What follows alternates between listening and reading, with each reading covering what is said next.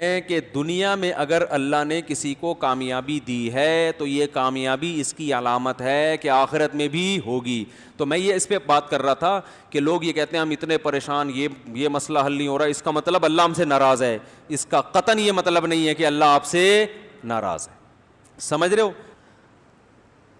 سورہ قلم کی وہ آیات میں جلدی سے مکمل کر لوں, ٹھیک ہے نا, کیونکہ پھر وہ بیان رہ ہی جاتا ہے اصل موضوع پر.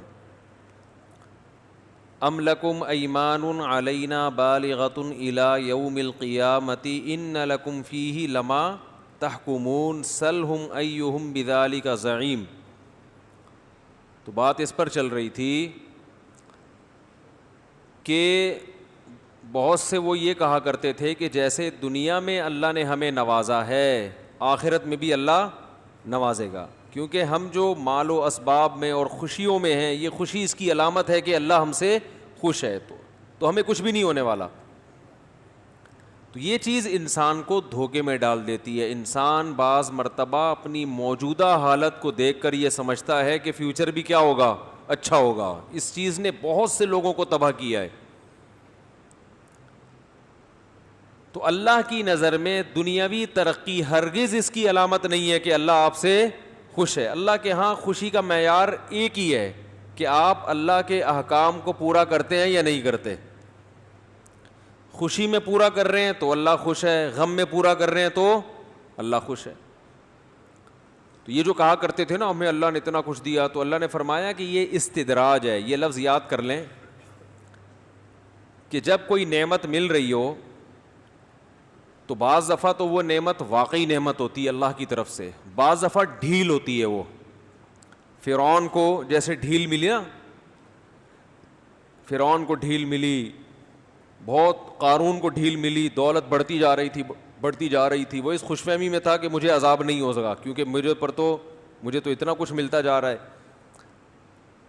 تو بعض دفعہ اللہ نافرمانوں کی نعمتوں میں جو اضافہ کرتے ہیں اس کی وجہ یہ ہوتی ہے کہ اللہ چاہتے ہیں کہ دنیا میں ان کو عیاشی دے دو اور پھر ان کو میں اچھی طرح سے پکڑوں گا. جیسے دیکھو پھانسی کا جو مجرم ہوتا ہے نا, جس کو کل لٹکانا ہے, تو اس کا رات کو بڑا پروٹوکول ہوتا ہے. اس کی مرضی کا کھانا کھلایا جائے گا اس کو, اس کے رشتہ داروں سے اس کو ملوایا جائے گا, اس سے اس کی آخری خواہش پوچھی جائے گی. اب کسی نے پھانسی کے پھندے پہ لٹکنا ہے, اس سے آخری خواہش پوچھی جا رہی ہے, بھائی بتاؤ. وہ کہہ رہا ہے یار میری والدہ امریکہ میں رہتی ہیں, ان کو بلاؤ, میں ان سے ملنا چاہتا ہوں. ایک مثال دے رہا ہوں, ٹکٹ کا انتظام کیا جا رہا ہے, بھائی بلاؤ. اب یہ خوش ہو جائے کہ یار دیکھو اتنا پروٹوکول تو گورنمنٹ کسی کو بھی نہیں دیتی. میں نے ماموں سے ملنا ہے تو ماموں کو بلایا جا رہا ہے. میں نے کہا بریانی کھانی ہے تو بریانی کا انتظام ہو رہا ہے. میں نے کہا انڈے والا نہیں چلے گا, زنگر برگر چلے گا. آج زنگر برگر کا انتظام کیا جا رہا ہے کہ اس کا مطلب گورنمنٹ مجھ پہ مہربان ہو گئی اور کل میں نے لٹکنا نہیں ہے. اور وہ جو مجرم جو پھانسی کا نہیں ہے, وہ تو 5 سال قید با مشقت کا ہے, اسے تو دال چاول کھلائے جا رہے ہیں. اس کا مطلب وہ لٹکے گا اور میں چھوٹ جاؤں گا, وہ یہ سمجھ رہا ہے. تو اسے کہا جائے گا بھائی وہ چونکہ لٹکنا نہیں ہے نا, اس لیے دال چاول کھلائے جا رہے ہیں, کیونکہ وہ 5 سال بعد چھوٹ کے اپنے گھر جا کے انڈے والا برگر بھی کھائے گا اور زنگر برگر بھی کھائے گا. اور تیری قسمت میں اب یہ چیزیں کبھی بھی نہیں ہیں, لہذا تو بول انڈے والا منگوانا ہے یا زنگر منگوانا ہے. تجھے کھلایا اس لیے جا رہا ہے کہ اب تو نے لٹکنا ہے. تو یاد رکھو بعض دفعہ اللہ دنیا میں ترقی دے دیتے ہیں, بعض دفعہ اللہ دنیا میں نوازتے ہیں, خوب عزت ملتی ہے, پیسہ ملتا ہے, شہرت ملتی ہے, صحت ملتی ہے. تو یہ اللہ کی نعمت نہیں ہوتی, یہ ڈھیل ہوتی ہے, جس کو قرآن میں کیا کہا گیا ہے, استدراج. مشکل لفظ ہے, قرآن کی اصطلاح ہے استدراج. درج سے نکلا ہے, درجہ بدرجہ کسی چیز کو تباہی کی طرف لے کے جانا, ڈھیل دینا اس کو. تو جیسے پتنگ, ایک آدمی نے کھچا مارا تو آپ کی پتنگ کو نا, آپ نے پتنگ ڈھیلی کر دی یہ دکھانے کے لیے کہ میری پتنگ کٹ گئی ہے. بعض دفعہ ہم جب بچپن میں کھیلتے تھے نا تو وہ ایسے چھوڑ دیتے تھے نا, وہ ایسے ایسے ایسے جا رہی ہے, وہ خوش ہو کے بھاگتا تھا, لے بھائی اس کی پتنگ کٹ گئی, پھر ایک دم کھینچ لی کہ کوئی کٹی وٹی نہیں ہے. تو یہ ڈھیل دیتے ہیں نا, ڈھیل, بالکل یہی انداز ہوتا ہے. ہم نے کوئی زیادہ پتنگیں نہیں اڑائی, 2-4 دفعہ ہی اڑائی ہوں گی, آپ سمجھے, پتہ نہیں کتنے بڑے پتنگ. کرکٹ کھیلا ہے ہم نے ٹھیک ٹھاک, کرکٹ بھی کھیلا, فٹ بال بھی کھیلا ہے. یہ جو کہتے ہیں نا کرکٹ کھیلی ہے, یہ لفظ غلط ہے.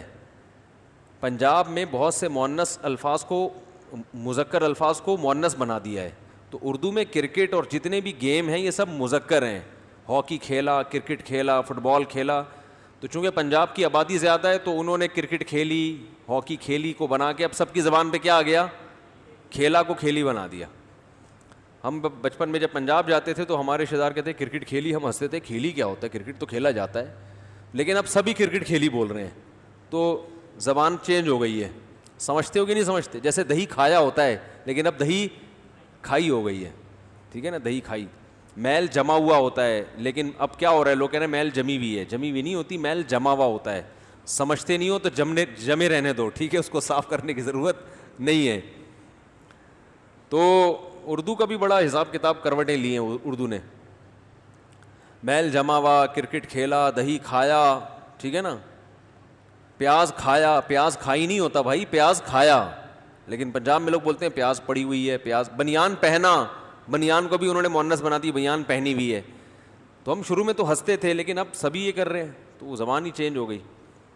تو ہمارے حضرت مفتی رشید احمد صاحب رحمہ اللہ نے ایک دن مجھے بولا, وہ پنجاب کے تھے حضرت مفتی رشید احمد صاحب نا, لدھیانہ کے. تو انہوں نے مجھ سے کہا کہ یہ میل جمع ہوا ہوتا ہے, جمی ہوئی ہوتا ہے, مذکر ہے مؤنث ہے؟ میں نے کہا حضرت مذکر لفظ ہے, میل جمع ہوا.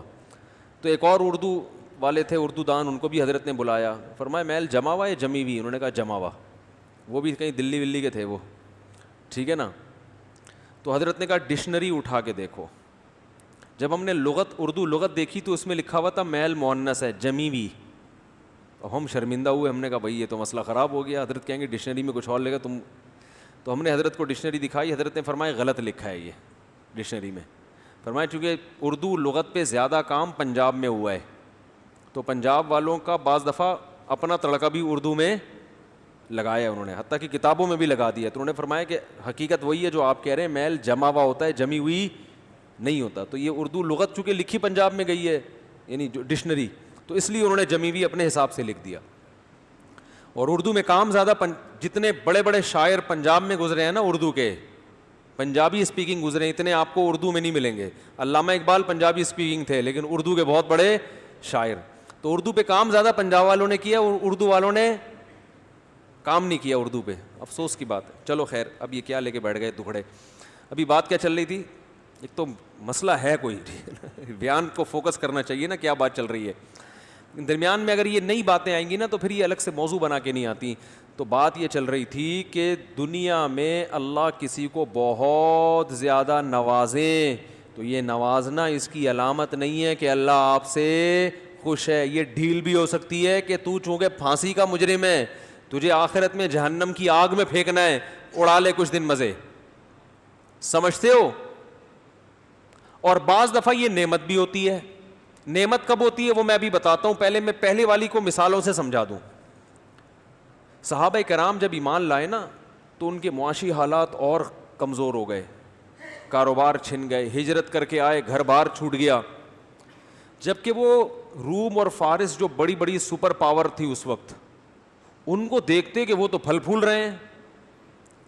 بھائی نبی صلی اللہ علیہ وسلم نے دعویٰ یہ کیا کہ میں تمام انسانوں کا نبی ہوں اور میں جو دین لے کر آیا ہوں وہ برحق ہے. تو بعض لوگوں کو خیال ہوتا یہ برحق دین ہے تو ہم عرب کے بدو اتنے تھوڑے سے علاقے میں ہیں اور اکثر ان میں پڑھنا لکھنا بھی نہیں جانتے, تحریر نہیں پڑھ سکتے تھے, یہ کم علمی کا عالم تھا. اور پڑھے لکھے کون ہیں؟ روم اور فارس, وہ اتنی بڑی بڑی طاقتیں, حالانکہ کوئی سورج کی عبادت کر رہا ہے, کوئی آگ کی پوجا کر رہا ہے, اور کوئی سیکولر ہے, کسی کی مانتا ہی نہیں کسی کو, وہ تو اللہ کے نافرمان ہے. پھر مکہ میں بھی جو بڑے بڑے سردار تھے نا, جو اسلام کے سب سے بڑے دشمن تھے, وہ بھی بڑے ٹھیک ٹھاک مالدار پیسے والے لوگ. تو صحابہ کرام کو یہ اشکال ہوتا کہ پیسہ ان کے پاس ہے اور اللہ راضی ہم سے ہے تو ہم غریب کیوں ہیں. یہ آج بھی اشکال ہوتا ہے کہ نہیں ہوتا؟ بھائی یار ہر چیز تو تم ان سے لیتے ہو. اس میں تو ویسے ہماری اپنی کوتاہی ہے جو ہر چیز ہم ان سے لے رہے ہیں, کوئی اسلام کی وجہ سے نہیں ہے کہ ہم نیک ہیں تو اللہ نے ان کو نواز دیا. وہ ہم ہیں ہی اس قابل کہ ہمیں کچھ نہ ملے، وہ انہیں حرکتوں کی وجہ سے جو ابھی میں نے تھوڑی دیر پہلے بیان کی ہیں.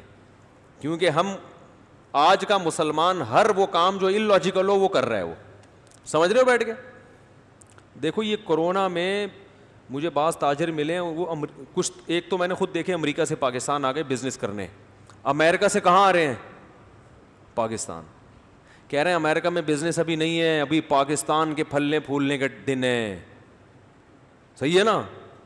لیکن پاکستانیوں کو یہ بات معلوم نہیں آ رہی. یہ گوروں کو پتہ ہے، گورے آ رہے ہیں، گورے کہہ رہے ہیں ادھر لگاؤ پیسہ، کیونکہ کرونا نے نا دنیا کو بالکل الٹ دیا ہے. ہمارے استاد بہت ذہین ہیں، اللہ ان کی عمر میں برکت دے. انہوں نے فرمایا تھا کرونا پھیل رہا تھا شروع، انہوں نے کہا کرونا کے ختم ہونے کے بعد دنیا بالکل چینج ہو چکی ہوگی، بہت اٹک پٹک ہوگی. ابھی بہت سے مالدار غریب اور بہت سے غریب اوپر. تو اس میں وہ ترقی کرے گا جو کیا استعمال کرے گا؟ کھوپڑی. اور جو مکھنچو بن کے عاملوں پہ ڈالتا رہے گا نا بندش جادو ٹونا، اور مجھے تو پتہ نہیں اللہ کا میرے ساتھ مسئلہ کیا ہے، میرے تو کوئی کام ہی نہیں ہوتا، میری تو شادی نہیں ہو رہی. کرونا میں شادیاں بھی ہوں گی کیونکہ موتیں مردوں کی زیادہ ہو رہی ہیں. حقیقت بتا دوں بہت سی عورتیں بیوہ ہو گئی ہیں کرونا میں. رشتے بھی ملیں گے، لیکن یہ بیٹھ کے کیا کر رہا ہے؟ مکھیاں مار رہا ہے بیٹھے بیٹھے. کہہ رہے کچھ ہو ہی نہیں رہا، کچھ مسئلہ ہی نہیں ہے. تو بالکل دنیا بہت حد تک چینج ہو چکا ہوگا. جیسے 9/11 سے پہلے کی دنیا اور 9/11 کے بعد کی دنیا میں فرق ہے نا، ایسا ہی کورونا سے پہلے کی دنیا میں اور کورونا کے بعد کی دنیا میں بہت بزنس چینج ہو رہا ہے. آن لائن چیزیں بکنا شروع ہو گئی ہیں. اب لوگوں نے آلو پیاز ٹماٹر آن لائن بیچنا شروع کر دیے. تو بہت کچھ چینج ہوگا ابھی. تو جو کھوپڑی استعمال کرے گا نا وہ اس چینجنگ سے کیا کرے گا؟ فائدہ اٹھائے گا. کل ایک انگلش لینگویج ٹیچر ملے، میں نے کہا آپ کو تو بزنس کم چل رہا ہوگا. انہوں نے کہا جتنا میں نے لاک ڈاؤن میں کمایا ہے نا اتنا میں نے پہلے کبھی نہیں کمایا تھا. کہنے لاک ڈاؤن میں تو سارے مجھے اسٹوڈنٹ یورپ امریکہ کے مل رہے ہیں. نہیں آ رہی بات؟ جو انگلش جن کو نہیں آتی نا یورپ میں، جو پاکستانی ہے وہاں رہتے ہیں، تو وہ مجھے مل رہے ہیں کیونکہ وہاں کے ادارے کیا ہو گئے؟ بند. تو کہہ رہے ہیں میں نے پہلے کھوپڑی استعمال کی. میں نے کہا ادھر سے ٹیوشن پکڑو. انٹرنیٹ پہ پڑھا کے کیا کہہ رہے ہیں؟ نوٹ چھاپ رہے ہیں معذرت کے ساتھ. تو کھوپڑی کوئی قوم اگر استعمال نہ کرے تو اس کے مقدر میں ذلت ہے. پھر یہ ذلت اللہ کی نعمت نہیں ہے کہ صحابہ بھی غریب تھے تو ہم بھی غریب ہیں. میں بار بار کہتا ہوں ایک غربت اللہ کی طرف سے ہوتی ہے جو صحابہ کو ملی تھی اور وہ دور ہو گئی تھی، اور ایک غربت حماقتوں کی وجہ سے ہوتی ہے جو ہمارے مقدر میں ہے. حماقتوں والی غربت پہ اللہ کا یہ اللہ کی نعمت بولو نا بھائی نہیں ہے. آپ پڑے ہوئے گھر میں کچھ کرتے ہی نہیں ہیں، ہلتے ہی نہیں ہیں، کھانے کو ترس گئے، فاقے پڑنا شروع ہو گئے، نہ ملازمت کر رہے ہو نہ کوئی دماغ استعمال کر رہے ہو، سستی کاہلی کی وجہ سے ہر وقت منہ میں گٹکا رہتا ہے آپ کے. پھر آپ غریب ہو گئے اور گھر میں اب چولہا نہیں جل رہا آپ کے. تو آپ کو نبی صلی اللہ علیہ وسلم کے گھر میں بھی 40 دن چولہا نہیں جلتا تھا. صحابہ میں بھی ایسے لوگ تھے تو بھوک سے بے ہوش ہو جایا کرتے تھے. تو میرے تو منہ میں پھر بھی گٹکا ہے، ٹھیک ہے نا. تو یہ جو غربت کی مثالیں آپ پیش کریں گے بھائی، یہ آپ غلط مثالیں دے رہے ہیں. یہ حماقت اور سستی اور کاہلی کی وجہ سے ہے. سمجھ رہے ہو؟ یہ سستی اور کاہلی کی وجہ سے ہے. تو ہم جو ترقی میں اس وقت مسلمان پیچھے ہیں نا، اس کی وجہ تو یہ نہیں کہ کوئی اسلام میں ہم نے بہت عمل کیا تو اللہ نے کہا تمہیں دنیا نہیں دوں گا آخرت دوں گا. اس کی وجہ تو ہماری اپنی نالائقی ہے. لیکن اصول یہ ہے کہ بعض دفعہ انسان محنت کرتا ہے پھر بھی نہیں ملتا. بعض دفعہ ایسے بھی ہوتا ہے. گوروں میں بھی ہر ایک کو تھوڑی ملتا ہے.